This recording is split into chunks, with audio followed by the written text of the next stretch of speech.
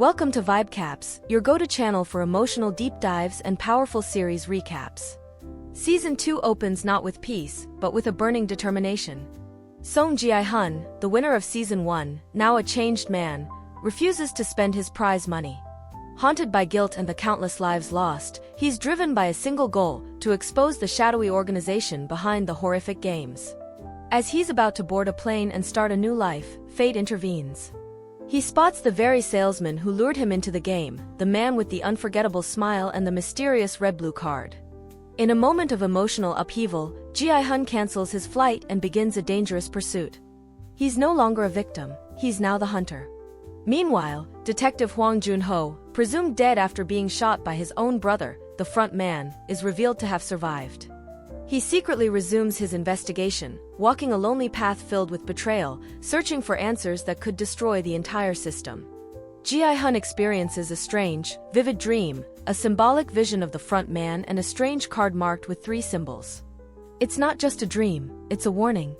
He assembles a private team to locate the recruiter, identified by his signature Dark G card game. The chase is on. Junho independently hunts down the island again, determined to uncover the truth. Meanwhile, the recruiter is seen playing a twisted game of chance with the homeless, revealing that the cruelty of Squid Game's creators extends far beyond the island. The episode ends in shocking fashion. Gi-hun confronts the recruiter in a tense Russian roulette standoff. The recruiter loses, and takes his own life, a victory that feels empty. The battle has just begun.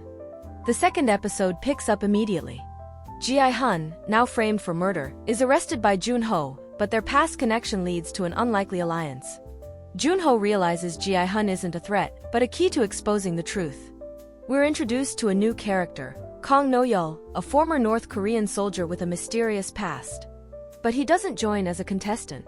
Instead, he becomes a guard, dressed in the eerie pink jumpsuit, slipping through the organization's ranks. Together with Junho and a hacker named Wook, Gi-hun formulates a bold plan: infiltrate the island's headquarters.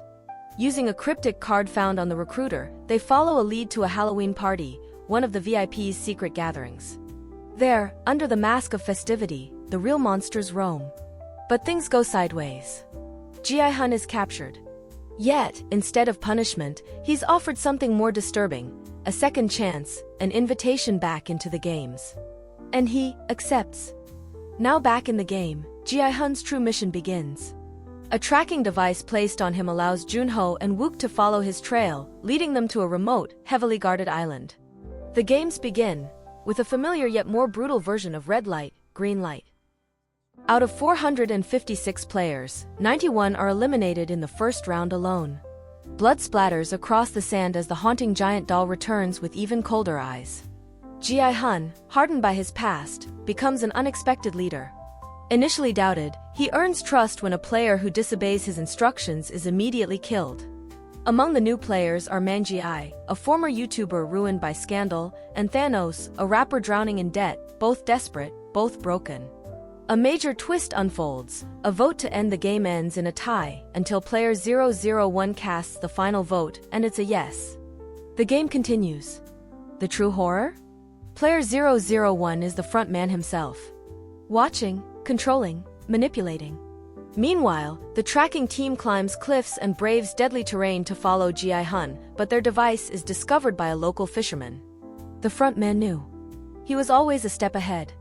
The signal is lost, and so is hope. Episode 4 throws a new challenge at the players, a brutal 6-legged pentathlon. Traditional Korean games are twisted into something deadly, where teamwork and strategy aren't just helpful, they're a matter of life and death. Gi-hun now takes on a leadership role, sharing tactics, giving speeches, and pushing for unity. But even with strategy, the losses mount. Multiple teams are wiped out. The brutality of the games remains unchanged. The front man, still disguised as player 001, watches Gi-hun closely, as if testing him. Why? Is he looking for a successor? Or just enjoying the torment? This episode ends on a chilling note: a growing divide between players, and the slow realization that the front man is more involved than anyone thought. The games are evolving, and so is the darkness behind them. Episode 5 slows the pace, but not the tension. Gi-hun's team barely survives the spinning top challenge, a deceptively simple game with deadly consequences.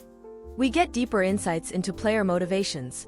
Thanos becomes more aggressive, while Noyeol, still undercover, faces brutal confrontations with fellow guards. The dorms turn into a battlefield of trust. Some players, like Ho Young, Bae, and Junho, vote to continue, but paranoia spreads. Alliances form and break within minutes. The new game, Mingle, adds psychological stress. A platform spins, and players must enter rooms matching the number they hear, or be locked out. It's chaos. Gi-hun and Junho try to calm their teams, but panic takes over. This episode is criticized by some for mirroring Season 1. But what sets it apart is the moral decline. Players are no longer just desperate, they're becoming monsters to survive. The season finale explodes in violence. During the infamous Midnight Massacre, Gi-hun orders his allies to hide under bunks.